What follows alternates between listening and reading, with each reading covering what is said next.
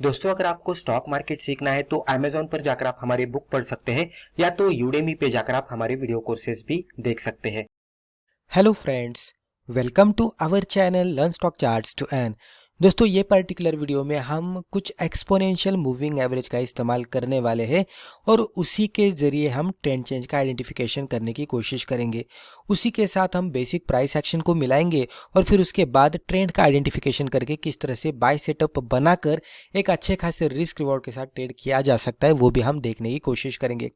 तो बेसिकली जो exponential moving averages होते हैं और जो शॉर्ट टर्म के मूविंग एवरेजेस होते हैं उसका थोड़ा कॉम्बिनेशन करके उसके क्रॉसओवर पे अगर हम एंट्री एग्जिट करने की कोशिश करेंगे तो सही लेवल पे एंट्री और एग्जिट होने की संभावना ज़्यादा से ज़्यादा होती है। अगर आप स्विंग ट्रेडिंग करते हैं जहाँ पे 10% 15% तक का रिजल्ट हम एक्सपेक्ट कर सकते हैं, तो उस तरह की सिचुएशन में आप इंटरेस्ट रखते हैं तो डेफिनेटली इस तरह की स्ट्रेटजीज बहुत ही बढ़िया तरीके से काम को आते हैं। लेकिन जब भी हम कोई भी स्टॉक में पोजिशन बनाते हैं तो एक ही चीज़ पे ध्यान ना देते हुए हमें मल्टीपल चीज़ों पे ध्यान देना पड़ता है। जैसे कि टेक्निकल एनालिसिस के साथ फंडामेंटल भी देखेंगे तो और भी थोड़ा कॉन्फिडेंस आ जाएगा। उसी के साथ टेक्निकली अगर हम मूविंग एवरेज का इस्तेमाल कर रहे हैं तो उसको थोड़ा कंबाइन करेंगे आरएसआई के साथ या तो सुपर ट्रेंड के साथ तो थोड़ा और भी बेहतर होता है। और जो बेसिक प्राइस एक्शन रहती है और जो चार्ट पे इंपॉर्टेंट सपोर्ट और रेजिस्टेंस लेवल्स होते हैं उसको भी मिलाकर ट्रेड करेंगे तो एक्यूरेसी और भी बढ़ेगी और मोमेंटम भी मिलने की संभावना रहती है जब भी हम उसको होल्ड करते हैं। तो अभी यहाँ पे हम ये स्ट्रैटेजी सीखने की कोशिश करते हैं और उसके बाद एक एग्जाम्पल भी देखते हैं। तो चलिए अभी इसको कंटिन्यू करते हैं। तो यहाँ पे आप टाइटल देख सकते हैं 920 EMA ट्रेंड चेंज, यानी कि हम यहाँ पे एक्सपोनेंशियल मूविंग एवरेजेस का इस्तेमाल करने वाले हैं और जो भी हमने EMAs यहाँ पे सिलेक्ट किए हैं वो दोनों भी शॉर्ट टर्म के ही EMA है। एक है EMA 9 और उसके कंपैरेटिवली ये EMA 20 है जो कि उसके हिसाब से थोड़ा सा बड़ा है, यानी कि डिस्टेंस उसका बड़ा है। यानी कि जब भी हम कैलकुलेशन करेंगे तो उसका थोड़ा कैलकुलेशन थोड़े वाइड रेंज के हिसाब से रहेगा। अभी यही पेयर क्यों इस्तेमाल किया है, क्योंकि ये बहुत ही बढ़िया तरीके से वर्कआउट होता है और दिखाया। आप इसका बैक टेस्टिंग भी करेंगे तो आपको पता लग जाएगा। स्पेसिफिकली जब भी ट्रेंड चेंज होता है तो वहाँ पे ये बहुत ही बढ़िया तरीके से वर्कआउट होता है। प्राइस के हिसाब से देखेंगे तो ट्रेंड चेंज किस तरह से होता है, तो पहले स्टॉक इस तरह से lower top lower bottom pattern बनाते बनाते नीचे जाता है। धीरे धीरे यहाँ पे बॉटम इक्वल बनते हैं, यानी कि यहाँ पे जो लोअर बॉटम बन रहे थे एक लेवल पे आने के बाद इक्वल बॉटम बनते हैं और यहाँ पे फिर धीरे धीरे हायर टॉप हायर बॉटम में कन्वर्जन होता है और फिर ट्रेंड चेंज का आइडेंटिफिकेशन किया जाता है। लेकिन इसको अगर हम EMS के साथ देखने की कोशिश करेंगे तो बेसिकली क्या होता है कि जब भी स्टॉक डाउन ट्रेंड में ट्रेड करता है तो lower top lower bottom pattern तो प्राइस एक्शन के हिसाब से बनाएगा ही बनाएगा, लेकिन 9 और 20 के हिसाब से देखेंगे तो आपको इस तरह से 20 डाउनवर्ड डायरेक्शन में इसका स्लोप दिखेगा और जब भी हम EMA 9 देखेंगे तो ये भी आपको इस तरह से ही डाउनवर्ड डायरेक्शन में जाता हुआ दिखेगा। लेकिन दोनों को जब भी हम कंपेयर करते हैं तो आपको ये जो ब्लू वाली लाइन है ये है 9 EMA की और जो ऊपर वाली जो पिंक वाली लाइन हमने यहाँ पे ली है वो 20 EMA की है। यानी कि 9 वाला आपको नीचे दिखेगा और 20 वाला ऊपर दिखेगा। अभी उसके बाद जैसे ही धीरे धीरे ट्रेंड चेंज होगा तो ये मूविंग एवरेजेस इस तरह से धीरे धीरे इसका स्लोप हॉरिजॉन्टल करेंगे और इस तरह से धीरे धीरे ऊपर के साइड में जाते हुए दिखेंगे।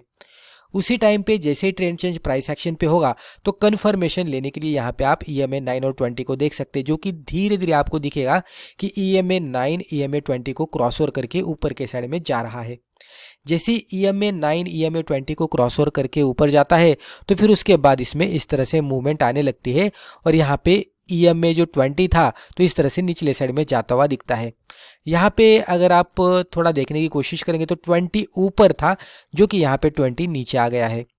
तो जब भी डाउन ट्रेंड में स्टॉक ट्रेड करता है तो जो छोटा वाला EMA रहता है वो नीचे दिखेगा और उससे कंपेयर करेंगे बड़ा वाला तो वो तो आपको थोड़ा उसके ऊपर दिखेगा। जैसे ही ट्रेंड चेंज होता है क्रॉसओवर का इंडिकेशन मिलेगा और उसके बाद छोटा वाला जो EMA है वो ऊपर के साइड में शिफ्ट हो जाएगा और बड़ा वाला उसके कंपैरेटिव जो EMA है वो नीचे की साइड में शिफ्ट हो जाएगा। जब तक ये ऊपर है छोटा वाला और जब तक ये नीचे है बड़ा वाला EMA तब तक हम कह सकते हैं कि इसमें ट्रेंड अच्छा खासा अप साइड में चल रहा है और जैसे ये क्रॉसओवर देता है फिर से ऊपर के साइड में तो ये एग्जिट सिग्नल देता है। तो इस तरह से एंट्री एग्जिट इसके ही हिसाब से हम कर सकते हैं। तो सिंपली जो भी कैंडल पे आपको यहाँ पे मान लीजिए इस तरह से बुलिश कैंडल कोई बनती हुई दिखेगी और उसके अकॉर्डिंग आपको ट्रेड करना है तो डेफिनेटली हाई के ऊपर एंट्री, लो के नीचे स्टॉप लॉस और 1:2 का टारगेट आने के बाद भी आप एग्जिट कर सकते हैं, या तो क्रॉसओवर तो मैंने बताया ही है। तो इस तरह से ये ट्रेडर टू ट्रेडर डिपेंड होता है। तो यहाँ तक मुझे लगता है कि आपको समझ में आया होगा कि बेसिक प्राइस एक्शन और 9 और 20 के EMA का कॉम्बिनेशन करके हम ट्रेंड चेंज का आइडेंटिफिकेशन किस तरह से कर सकते हैं। और ट्रेंड चेंज मिलने के बाद अगर कोई एक अच्छी खासी कैंडल हमें ट्रेडिंग का सिग्नल देती है, एक बाइंग सेटअप बनाकर हमें ट्रेडिंग का सिग्नल देती है, तो उसके हिसाब से हम एंट्री, स्टॉप लॉस और टारगेट भी किस तरह से डिफाइन कर सकते हैं। तो यहाँ तक मुझे लगता है कि आपको समझ में आया होगा। अभी अगले स्लाइड में हम क्विकली एक एग्जाम्पल देखेंगे और एग्जाम्पल के जरिए हम इसको और भी अच्छी तरह से समझ लेने की कोशिश करेंगे। तो चलिए अब इसको कंटिन्यू करते हैं। तो दोस्तों यहाँ पे आप देख सकते हैं एग्जाम्पल के तौर पर हमने 197 कम्युनिकेशंस लिमिटेड का डेली कैंडलस्टिक चार्ट ओपन किया है। चार्ट के ऊपर अगर आप देखेंगे तो हमने दो एक्सपोनेंशियल मूविंग एवरेजेस लिए हैं, जिसमें से पहला EMA है EMA 9 का, जो कि ये ब्लू कलर के लाइन में आपको यहाँ पे दिखेगा। सेकेंड EMA हमने लिया है EMA 20, जो कि आपको यहाँ पे रेड कलर के लाइन में दिखेगा। अभी पहले अगर आप ऑब्जर्व करेंगे तो आपको समझ में आएगा कि स्टॉक यहाँ पे lower top lower bottom pattern बनाते बनाते नीचे जा रहे हैं, तो basic price action downward direction में है। उसी टाइम पे आपको EMA 20 जो कि बड़ा है वो ऊपर के साइड में दिखेगा और EMA 9 जो कि छोटा है वो निचले साइड में दिखेगा। तो इस तरह से ये प्रिपेयर होते रहता है। प्राइसेस तो नीचे जा रहे तो उसके हिसाब से मूविंग एवरेजेस का भी स्लोप आपको निचले साइड में ही जाता हुआ दिखेगा। और क्रॉसओवर के हिसाब से अगर हम देखेंगे तो क्रॉसओवर यहाँ पे ऊपर कहाँ तो हुआ होगा जब भी ट्रेंड चेंज हुआ है, लेकिन यहाँ पे जैसे डाउन ट्रेंड कंटिन्यू होता है तो ब्लू वाला नीचे और रेड वाला उसके ऊपर दिखेगा। अब ये प्राइस एक्शन इसी तरह से चल रही है, lower top lower bottom pattern continuously यहाँ पे चल रहे हैं, लेकिन यहाँ पे आप देख सकते हैं कि इक्वल बॉटम यहाँ पे कहाँ पे नहीं बना है। इससे कंपेरेटिवली ये नीचे ही बॉटम था, तो लोअर बॉटम ही बना था लेकिन इक्वल बॉटम नहीं बना। लेकिन यहाँ से अगर हम देखेंगे तो ये स्लाइटली थोड़ा सा ऊपर जाकर हायर बॉटम बनता हुआ दिखा। उसी के साथ ये जो टॉप बना था उससे कंपेरेटिवली यहाँ पे हायर टॉप बनता हुआ दिखा। तो प्राइस एक्शन के हिसाब से हमें यहाँ पे ट्रेडिंग सिग्नल जनरेट होते हुए दिख रहे हैं, रिवर्सल का इंडिकेशन मिलता हुआ दिख रहा है। लेकिन कन्फर्मेशन हम किस तरह से लेंगे? क्रॉसओवर को देखकर। तो क्रॉसओवर कहाँ पे बना है? तो ये कैंडल पे क्रॉसओवर बनता हुआ दिखा है। अभी जब भी ये कैंडल पे क्रॉसओवर बनता है या तो ये पर्टिकुलर लेवल पे क्रॉसओवर बनता है तो डेफिनेटली हम देखेंगे कि 9 वाला ऊपर आ गया है और रेड वाला यानी कि यहाँ पे अगर आप देखेंगे तो EMA 20 वाला नीचे जाकर शिफ्ट हुआ है। तो ब्लू वाला EMA 9 ऊपर यहाँ पे आ चुका है और रेड वाला EMA 20 यहाँ पे नीचे जा चुका है। तो क्रॉसओवर ये लेवल पे बना और उसके बाद अच्छी तरह से ये इसमें डिस्टेंस भी बनता हुआ दिखा दोनों EMA के बीच में। तो यहाँ पे जैसे ही क्रॉसओवर होता है तो हमारे लिए बाइंग का मौका मिलता है। तो क्रॉसओवर अगर हम देखेंगे तो ये कैंडल पे थोड़ा क्लियरली क्रॉसओवर यहाँ पे बनता हुआ दिखा है। तो जैसे ही क्रॉसओवर मिलता है तो हम एंट्री एग्जिट करने के लिए, मान लीजिए कि यहाँ पे ये कैंडल बनी थी लेकिन क्रॉसओवर यहाँ पे थोड़ा क्लियर नहीं हुआ था, लेकिन ये कैंडल पे देखेंगे तो आपको ये क्रॉसओवर यहाँ पे ये कैंडल पे थोड़ा क्लियर होता हुआ दिखा है। मान लीजिए वही कैंडल के हिसाब से हम एंट्री एग्जिट करने की कोशिश करते हैं तो ये कैंडल थोड़ा सा EMA के ऊपर है, EMA का सपोर्ट मिलेगा तो थोड़ा स्टॉप लॉस हंटिंग की संभावना कम होती है। तो उसको ध्यान में रखते हुए ये कैंडल के हाई के ऊपर हम एंट्री कर सकते हैं और ये जो कैंडल ने EMA को हिट किया था, छुआ था, उसके लो के नीचे हम स्टॉप लॉस लगा सकते हैं जो कि आसानी से हिट नहीं होगा। इवन यहाँ पे भी अगर आप देखेंगे तो ये कैंडल के लो के नीचे स्टॉप लॉस यहाँ पे आता है, वो भी हिट नहीं हुआ है, लेकिन थोड़ा हंटिंग से बचने के लिए हम इस तरह से भी कर सकते हैं।